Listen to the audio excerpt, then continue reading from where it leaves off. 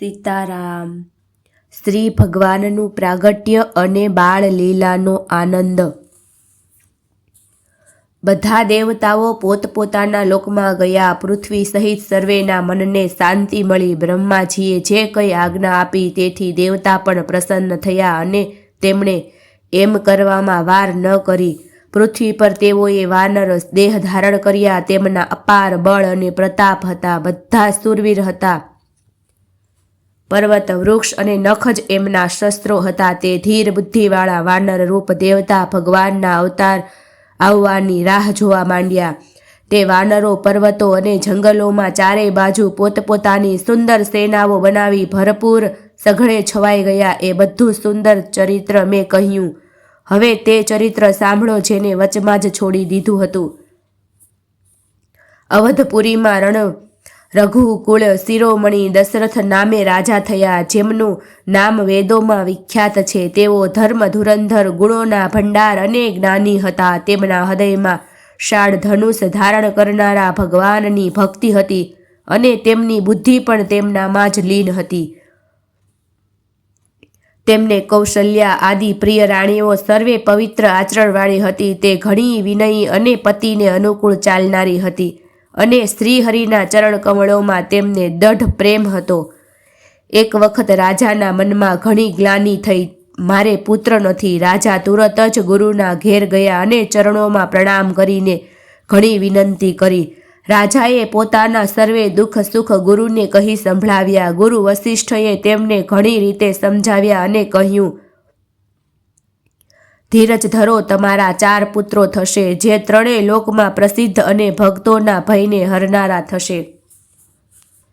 વસિષ્ઠજીએ શૃંગી ઋષિને બોલાવ્યા અને તેમના થકી શુભ પુત્ર કામેષ્ઠી યજ્ઞ કરાવ્યો। મુનિ દ્વારા ભક્તિ સહિત આહુતિઓ આપવાથી અગ્નિદેવ હાથમાં ચરુ હવિષ્યની ખીર લઈને પ્રગટ થયા અને દશરથજીને કહ્યું, વસિષ્ઠજીએ હૃદયમાં જે કંઈ વિચાર્યું હતું તમારું તે સર્વે કાર્ય સિદ્ધ થઈ ગયું। હે રાજન, હવે તમે જઈને આ હવિષ્યાન પાયસને જેને જેટલો ઉચિત જણાય તેટલો ભાગ પાડીને વેચી દો। તત્પશ્ચાત અગ્નિદેવ આખી સભાને સમજાવીને અંતર ધ્યાન થઈ ગયા। રાજા પરમાનંદમાં લીન થઈ ગયા। તેના હૃદયમાં હર્ષ સમાતો ન હતો। તે વખતે રાજાએ પોતાની પ્રિય પત્નીઓને બોલાવી કૌશલ્યા આદિ સર્વે રાણીઓ ત્યાં આવી। રાજાએ પાયસનો અડધો ભાગ કૌશલ્યાને આપ્યો અને શેષ અડધાના 2 ભાગ કર્યા। તેમાંથી 1 ભાગ રાજાએ કૈકેયીને આપ્યો। શેષ જે વધ્યો તેના ફરી 2 ભાગ પડ્યા અને રાજાએ તેમને કૌશલ્યા અને કૈકેયીના હાથમાં મૂકી, અર્થાત એમની સંમતિ મેળવી અને આ રીતે એમનું મન રાજી કરી સુમિત્રાને આપ્યા। આ પ્રમાણે બધી સ્ત્રીઓ ગર્ભવતી થઈ તે હૃદયમાં ઘણી પ્રસન્ન થઈ। તેમને મોટું સુખ મળ્યું। જે દિવસથી શ્રીહરિ લીલાથી જ ગર્ભમાં આવ્યા ત્યાંથી જ સર્વે લોકમાં સુખ અને સંપત્તિ છવાઈ ગઈ। શોભા, શીલ અને તેજની ખાણ બનેલી બધી રાણીઓ મહેલમાં સુશોભિત થઈ। આમ થોડોક સમય સુખપૂર્વક વીત્યો અને એ અવસર આવી ગયો જ્યારે પ્રભુએ પ્રગટ થવાનું હતું। યોગ, લગ્ન, ગ્રહ, વાર અને તિથિ સર્વે અનુકૂળ થઈ ગયા। જળ અને ચેતન સર્વે આનંદથી ભરાઈ ગયા, કેમ કે શ્રી રામનો જન્મ સુખનું મૂળ છે।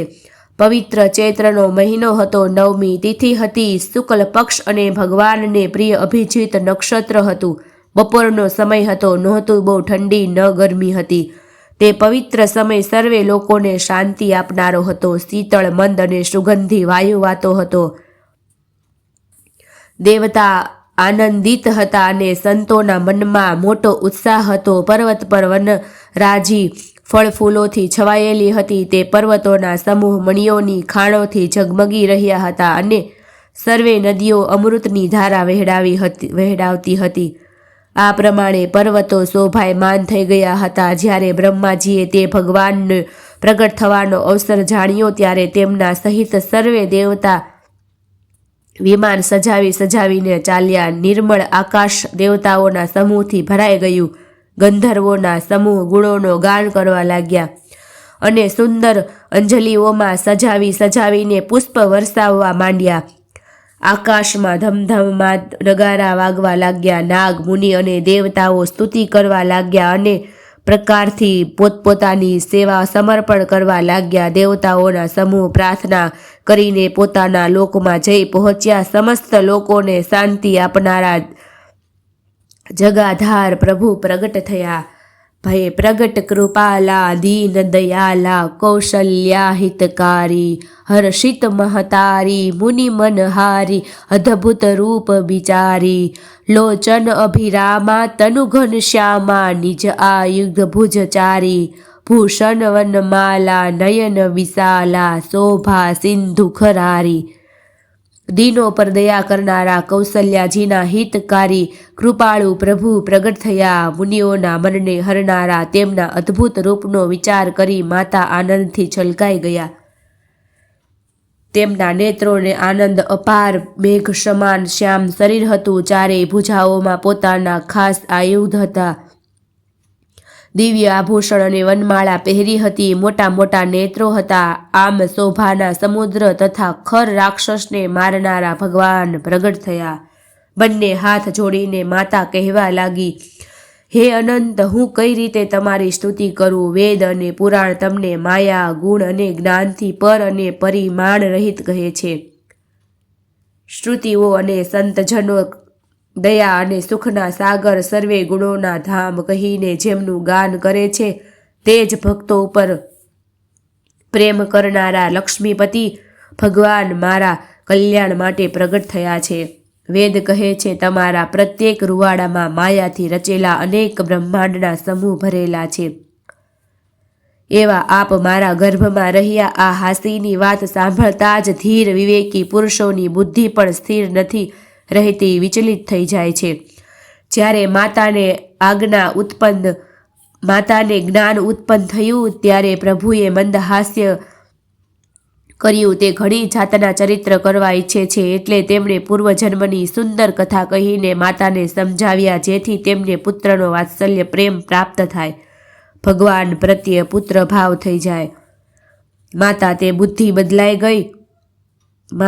તે બુદ્ધિ બદલાઈ ગઈ ત્યારે તે ફરીથી બોલ્યા, હે તાત, આ રૂપ છોડીને અત્યંત પ્રિય બાળલીલા કરો. મારા માટે એ સુખ પરમ અનુપમ હશે. માતાનું આ વચન સાંભળી દેવતાઓના સ્વામી સુયજ્ઞ ભગવાને બાળક રૂપ થઈ રોવાનું શરૂ કરી દીધું. તુલસીદાસજી કહે છે, આ ચરિત્રનું ગાન કરે છે તે શ્રીહરિનું પદ પામે છે અને પછી સંસાર રૂપી કૂવામાં પડતા નથી. બ્રાહ્મણ, ગૌ, દેવતા અને સંતોને માટે ભગવાને મનુષ્યનો અવતાર લીધો. તેઓ અજ્ઞાનમયી મલિન માયાને તેના ગુણ સત, રજ, તમ અને બાહ્ય તથા અંદરની ઇન્દ્રિયોથી પર છે. તેમનું દિવ્ય શરીર પોતાની ઈચ્છાથી જ બન્યું છે, કોઈ કર્મ બંધનથી પરવશ થઈને ત્રિગુણાત્મક ભૌતિક પદાર્થો દ્વારા નહીં. બાળકના રોવાનો ઘણો જ પ્રિય ધ્વનિ સાંભળીને ઘણી રાણીઓ ઉતાવળી થઈને દોડીને આવી. દાસીઓ આનંદિત થઈ ચારે બાજુ દોડી. સર્વે પૂરવાસી આનંદમાં ગરકાવ થઈ ગયા. રાજા દશરથ પુત્રનો જન્મ કાનોથી સાંભળીને જાણે બ્રહ્માનંદમાં સમાઈ ગયા. મનમાં અતિશય પ્રેમ છે. શરીર પુલકિત થઈ ગયું. આનંદમાં અધીર બનેલી બુદ્ધિને ધીરજ આપીને અને પ્રેમમાં શિથિલ બનેલા શરીરને સાંભળીને તેઓ ઊભા થઈ ગયા. ઊભા થવા ઈચ્છે છે. જેમનું નામ સાંભળતા જ કલ્યાણ થાય છે તે જ પ્રભુ મારા ઘરે આવ્યા. આમ વિચારી રાજાનું મન પરમ આનંદથી પૂર્ણ થઈ ગયું. તેમણે વાંજાવાળાઓને બોલાવીને કહ્યું કે વાજા વગાડો. ગુરુ વશિષ્ઠ પાસે તેડું ગયું.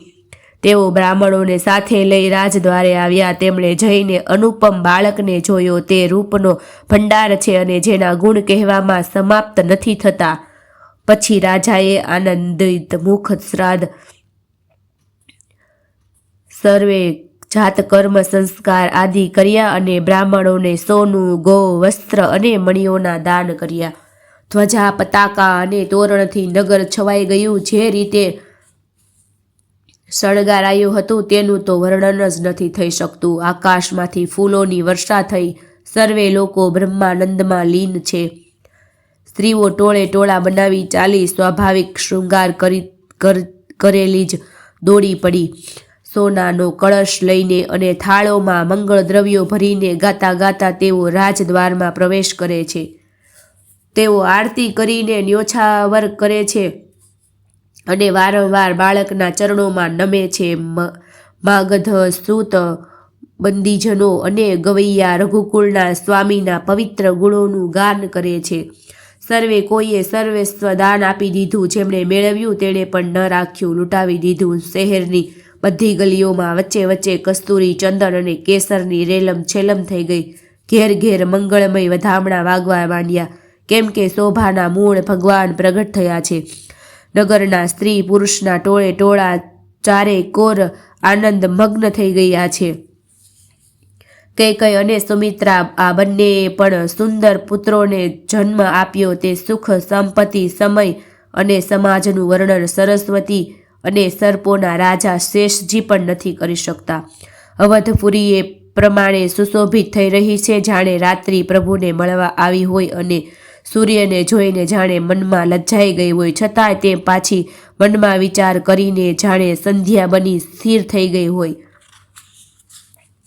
અગરના ધૂપનો ઘણો જ ધુમાડો જાણે સંધ્યાના અંધકાર છે અને જે અબીલ ઉડી રહ્યા છે તે તેની લાલીમાં છે. મહેલમાં જે મણીઓના સમૂહ છે તે જાણે તારાગણ છે.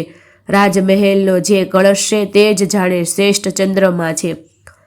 રાજભવનમાં જે અતિ કોમળ વાણીમાં વેદ ધ્વનિ થઈ રહી છે તે જ જાણે કે સમયાનુકૂળ તરબોળ બનેલ પક્ષીઓનો કલરવ છે. આ કૌતુક જોઈને સૂર્ય પણ પોતાની ગતિ ભૂલી ગયા અને મહિનો વીતતો જેમણે જણાવ્યું નહીં, અર્થાત તેમને 1 મહિનો ત્યાં વીતી ગયો. મહિના જેટલા સમયનો 1 દિવસ થઈ ગયો. આ રહસ્યને કોઈ નથી જાણતું. સૂર્યદેવ પોતાના રથ સહિત ત્યાં જ રોકાઈ ગયા તો રાત કઈ રીતે થાય? આ રહસ્ય કોઈને ન જાણ્યું. સૂર્યદેવ ભગવાન શ્રી રામના ગુણગાન કરતા ચાલ્યા. આ મહોત્સવ જોઈને દેવતા, મુનિ અને નાગ પોતાના ભાગ્યના વખાણ કરીને પોતપોતાના ઘેર ચાલ્યા. હે પાર્વતી, તમારી બુદ્ધિ શ્રી રામજીના ચરણોમાં ઘણી જ દઢ છે, તેથી હું પણ પોતાની અન્ય એક છુપાવેલી વાત કહું છું, સાંભળો. કાકભૂસુંડીજી અને હું બંને ત્યાં સાથે જ હતા, પરંતુ મનુષ્ય રૂપમાં હોવાને કારણે અમને કોઈ ઓળખી ન શક્યું. પરમ આનંદ અને પ્રેમના સુખમાં ફૂલાયેલા અમે બંને લીન અને મસ્ત બની ગલીઓમાં તન મનનું ભાન ભૂલીને ફરતા હતા. પરંતુ આ શુભ ચરિત્ર તે જ જાણી શકે છે જેના પર શ્રી રામજીની કૃપા હોય. એ અવસરે જે જેવી રીતે આવ્યા અને જેના મનને જે ગમ્યું, રાજાએ તેને તે આપ્યું. હાથી, રથ, ઘોડા, સોનું, ગાયો, હીરા અને જાત જાતના વસ્ત્રો રાજાએ આપ્યા. રાજાએ સર્વેના મનને સંતુષ્ટ એથી સર્વે લોકો ચારે બાજુએથી આશીર્વાદ આપતા હતા કે તુલસીદાસના સ્વામી સર્વે પુત્રો ચારેય રાજકુમાર ચિરંજીવી દીર્ઘાયુ થાવ. આ રીતે કેટલાક દિવસો સુધી વીતી ગયા. દિવસ અને રાત ક્યારેય પસાર થઈ જાય છે તે જણાતું નથી. પછી નામકરણ સંસ્કારનો સમય જાણીને રાજાએ જ્ઞાની મુનિ શ્રી વશિષ્ઠજીને તેડાવી લીધા. મુનિની પૂજા કરીને રાજાએ કહ્યું, હે મુનિ, આપને મનમાં જે વિચારી રાખ્યું હોય તે નામ રાખો. મુનિએ કહ્યું, હે રાજન, આમના અનેક અનુપમ નામ છે, તેમ છતાં હું પોતાની બુદ્ધિ અનુસાર કહીશ. આજે આનંદના સાગર અને સુખના ભંડાર છે. તે આનંદ સિંધુના એક કણથી 3 લોક સુખી થઈ જાય છે. તેમનું આપના સૌથી મોટા પુત્રનું નામ રામ છે, જે સુખનું ધામ અને સર્વે લોકોને શાંતિ આપનારું છે. જો કે સંસારનું ભરણ પોષણ કરે છે. તેમનું આપના બીજા પુત્રનું નામ ભરત થશે, જેમના સ્મરણ માત્રથી શત્રુનો નાશ થાય છે. તેમનું વેદોમાં પ્રસિદ્ધ શત્રુઘ્ન નામ છે, જે શુભ લક્ષણોના ધામ શ્રી રામજીના પ્રિય અને આખાય જગતના આધાર છે. ગુરુ વશિષ્ઠજીએ તેમનું લક્ષ્મણ એવું શ્રેષ્ઠ નામ રાખ્યું. ગુરુજીએ હૃદયમાં વિચારીને આ નામો રાખ્યા અને કહ્યું, હે રાજન, તમારા ચારેય પુત્ર વેદોનું તત્વ સાક્ષાત પરમાત્મા ભગવાન જ છે. જે મુનિઓના ધન, ભક્તોના સર્વસ્વ અને શિવજીના પ્રાણ છે, જેમણે આ સમયે આપ લોકોના પ્રેમવશ બાળલીલાના રસમાં સુખ માન્યું છે, બાળપણથી જ શ્રી રામચંદ્રજીને પોતાના પરમ હિતેશી સ્વામી જાણીને લક્ષ્મણજીએ તેમના ચરણોમાં પ્રીતિ જોડી લીધી. ભરત અને શત્રુઘ્ન બંને ભાઈઓ સ્વામી અને સેવકની જેમ પ્રીતિની પ્રશંસા તેવી પ્રીતિ થઈ ગઈ. શ્યામ અને ગૌર શરીરવાળી બંને સુંદર જોડીઓની શોભાને જોઈ માતાઓ તણખલું તોડે છે, જેથી નજર ન લાગી જાય.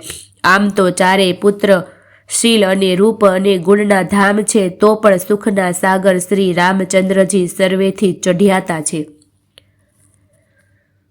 તેમના હૃદયમાં કૃપારૂપી ચંદ્રમા પ્રકાશિત છે. મનને હરનારું તેમનું હાસ્ય કૃપારૂપી ચંદ્રમાની કિરણોને સુશીત કરે છે.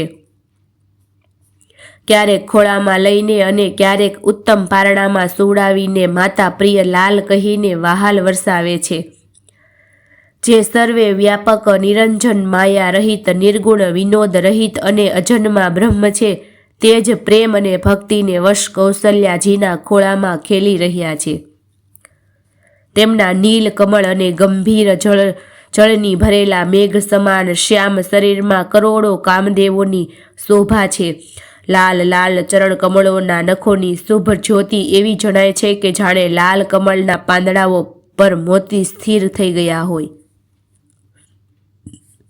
ચરણ તળોમાં વ્રજ, ધ્વજા અને અંકુશના ચિહ્ન શોભે છે. નુપુર ઝાંઝરીનો ધ્વનિ સાંભળી મુનિઓનું પણ મન મોહિત થઈ જાય છે. કમરમાં કંદોરો છે, પેટ પર 3 રેખાઓ ત્રિવલ્લી છે. નાભીની ગંભીરતાને તો એ જ જાણે છે જેણે તે જોયું છે. ઘણા જ આભૂષણોથી સુશોભિત વિશાળ ભુજાઓ છે. હૃદય પર વાઘના નખની ઘણી જ નિરાળી શોભા છે. છાતી ઉપર રત્નોથી યુક્ત મણિઓનો હાર અને શોભાને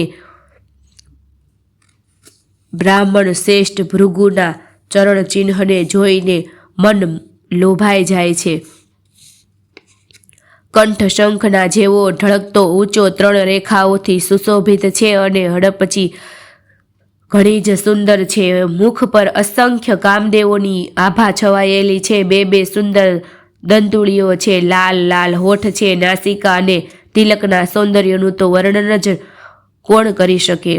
સુંદર કાન અને ઘણા જ સુંદર ગાલ છે. મધુર તોતડા શબ્દ ઘણા જ પ્રિય લાગે છે. જન્મના સમયથી જ રાખેલા સુવાળા અને વાકડિયા વાળ છે, જેને માતાએ અનેક રીતે ઓળીને સજાવી દીધા છે. શરીર પર પીળું જબલું પહેર્યું છે. તેમનું ઢીચણે અને હાથના ટેકાએ ચાલવું મને ઘણું જ પ્રિય લાગે છે. તેમના રૂપનું વર્ણન વેદ અને શેષજી પણ નથી કરી શકતા. તેને તે જ જાણે છે જેણે ક્યારેય સ્વપ્નમાં પણ જોયા હોય. જે સુખોના પુંજ મોહથી પર તથા જ્ઞાન, વાણી અને ઇન્દ્રિયોથી અતીત છે, તે ભગવાન દશરથ કૌશલ્યાના અત્યંત પ્રેમને વશ થઈને પવિત્ર બાળલીલા કરે છે. આમ સંપૂર્ણ જગતના માતા પિતા શ્રી રામજી અવધપુરના નિવાસીઓને સુખ આપે છે, જેમણે શ્રી રામચંદ્રજીના ચરણોમાં પ્રીતિ જોડી છે. હે ભવાની, તેમની આ પ્રત્યક્ષ ગતિ છે કે ભગવાન તેમના પ્રેમવશ બાળલીલા કરી તેમને આનંદ આપી રહ્યા છે. શ્રી રઘુનાથજી વિમુખ રહીને મનુષ્ય ભલેને કરોડો ઉપાય કરે, પરંતુ એનું સંસાર બંધન કોણ છોડાવી શકે છે? જેણે બધા ચરાચર જીવોને પોતાના વશમાં કરી રાખ્યા છે, તે માયા પણ પ્રભુથી ભયભીત રહે છે. ભગવાન તે માયાને ભ્રુકુટીના ઈશારાથી નચાવે છે. આ પ્રભુને છોડીને કહો બીજો કોનું ભજન કરાય? મન, વચન અને કર્મથી ચતુરાઈ છોડીને ભજતા જ શ્રી રઘુનાથજી કૃપા કરે છે. આ રીતે પ્રભુ શ્રી રામચંદ્રજીએ બાળ ક્રીડા કરી અને સમસ્ત નગરવાસીઓને સુખ આપ્યું. કૌશલ્યાજી ક્યારેય તેમને ખોળામાં લઈને હેરવતા ફેરવતા રમાડતા અને ક્યારેય પારણામાં સુવડાવી ઝુલાવતા હતા. પ્રેમમાં મગ્ન કૌશલ્યાજી રાત અને દિવસનું વીતવું જાણતા ન હતા. પુત્રના સ્નેહવશ માતા તેમના બાળ ચરિત્રોનું ગાન કર્યા કરતા. એક વેળાએ માતાએ શ્રી રામચંદ્રજીને સ્નાન કરાવ્યું અને શૃંગાર કરીને પારણામાં પોઢાડી દીધા. પછી પોતાના કુળના ઈષ્ટદેવ ભગવાનની પૂજા માટે સ્નાન કર્યું. પૂજા કરીને નૈવેદ્ય ચડાવ્યું અને સ્વયં ત્યાં ગયા કે જ્યાં રસોઈ બનાવવામાં આવતી હતી. પછી માતા ત્યાં પૂજા સ્થાને પાછા ફર્યા અને ત્યાં આવીને પુત્રને ઈષ્ટદેવ ભગવાનને ધરાવેલા નૈવેદ્યનું ભોજન કરતા જોયા. પારણામાં પુત્ર પોઢ્યો હતો, અહીં કોણે લાવીને બેસાડી દીધો? એ વાતથી બનીને માતા ભયભીત થઈને પુત્રના પારણા પાસે ગઈ તો ત્યાં બાળકને ઊંઘેલો જોયો.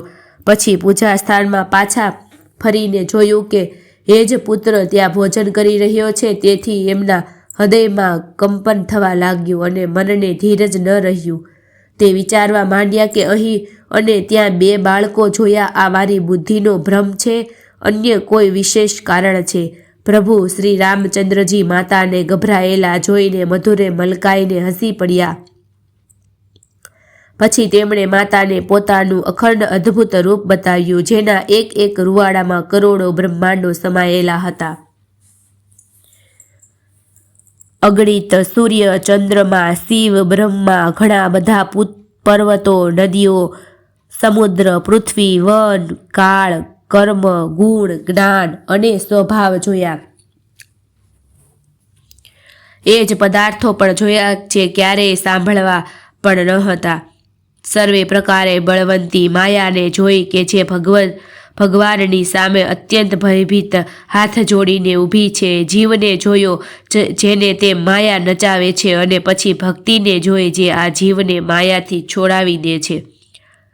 માતાનું શરીર પુલકિત થઈ ગયું, મુખથી વચન નથી નીકળતું. ત્યારે આંખો વીંચીને તેમણે શ્રી રામચંદ્રજીના ચરણોમાં શીશ નમાવ્યું. માતાને આશ્ચર્યચકિત થયેલા જોઈને ખરના શત્રુ શ્રી રામજી પાછા બાળ રૂપે થઈ ગયા.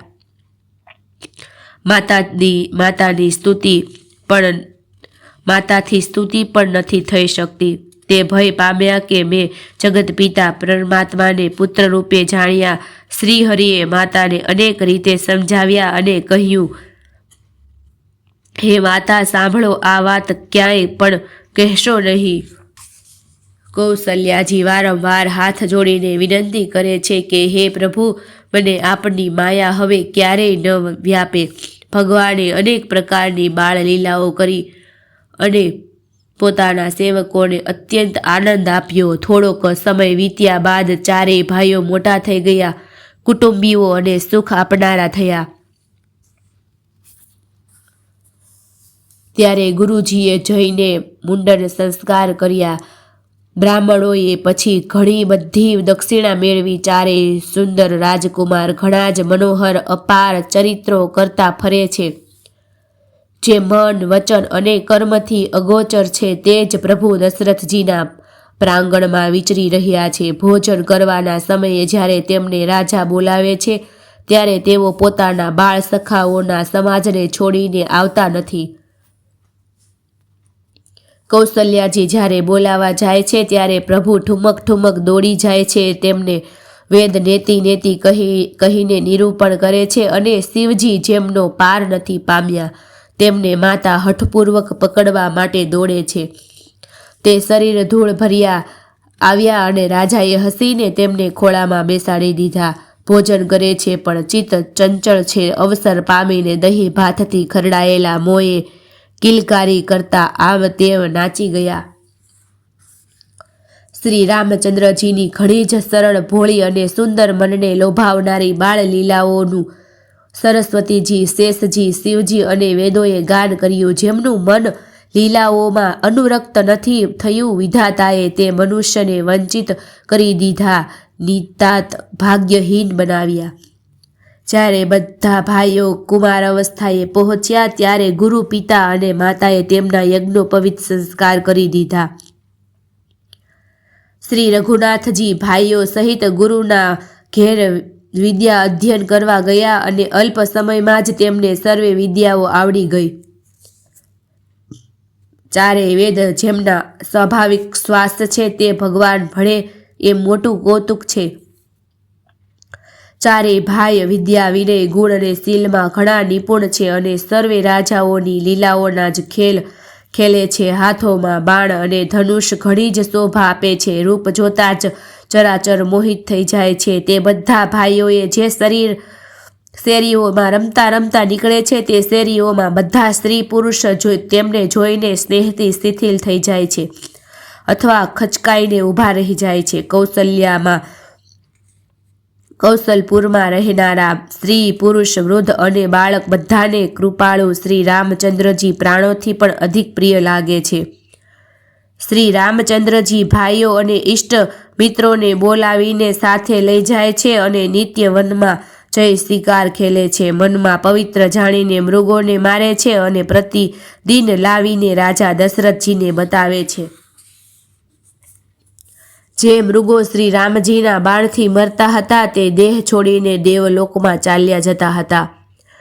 શ્રી રામચંદ્રજી પોતાના નાના ભાઈઓ અને સખાઓની સાથે ભોજન કરે છે અને માતા પિતા શ્રીની આજ્ઞાનું પાલન કરે છે. જે રીતે નગરના લોકો સુખી થાય કૃપા નિધાન શ્રી રામચંદ્રજી તેવો જ સંજોગ લીલા કરે છે. તે ધ્યાનપૂર્વક વેદ પુરાણ સાંભળે છે અને પછી પોતે નાના ભાઈઓને સમજાવીને કહે છે. શ્રી રઘુનાથજી પ્રાતઃકાળે ઉઠીને માતા પિતા અને ગુરુને શીશ નમાવે છે અને આજ્ઞા લઈને નગરનું કામ કરે છે.